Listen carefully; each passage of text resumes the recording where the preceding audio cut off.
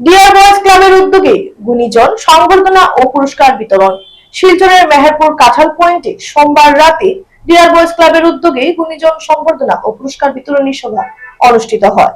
প্রজাতন্ত্র দিবস উপলক্ষে আয়োজিত বিভিন্ন ক্রীড়া প্রতিযোগিতার বিজয়ীদের সম্মাননা জানাতে এই অনুষ্ঠানের আয়োজন করা হয়। অনুষ্ঠানে উপস্থিত ছিলেন বিশিষ্ট সমাজসেবী রুনু রায়, আহাদ চৌধুরী, সালাম আহমেদ বরভুইয়া, বাপন দেব, রানা লস্কর, সঙ্গীত শিল্পী বিধান লস্কর, ফারুক আহমেদ চৌধুরী ও বাপন দাস প্রমুখ।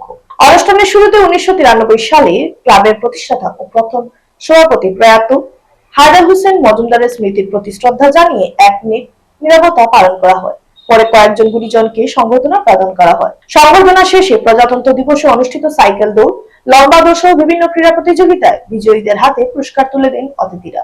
অনুষ্ঠানে ক্লাবের পক্ষ থেকে উপস্থিত ছিলেন সভাপতি রুনু মজুমদার, সম্পাদক সজল লস্কর, কোষাধ্যক্ষ একরামুল লস্কর, সহ-সভাপতি লুকু লস্কর ও সহ-সম্পাদক অজিত চৌধুরী, প্রচার সম্পাদক রমিজ লস্কর সহ অন্যান্য সদস্যরা। ক্লাব সূত্রে জানানো হয়েছে, প্রজাতন্ত্র দিবসে অনুষ্ঠিত প্রতিযোগিতার পুরস্কার কিছু সমস্যার কারণে তখন বিতরণ করা সম্ভব হয়নি, তাই রবিবার সংবর্ধনা অনুষ্ঠানের সঙ্গে পুরস্কার বিতরণ সম্পন্ন করা হয়। ভবিষ্যতে এ ধরনের সামাজিক ও ক্রীড়া কার্যক্রম অব্যাহত থাকবে বলে ক্লাবের পক্ষ থেকে জানানো হয়।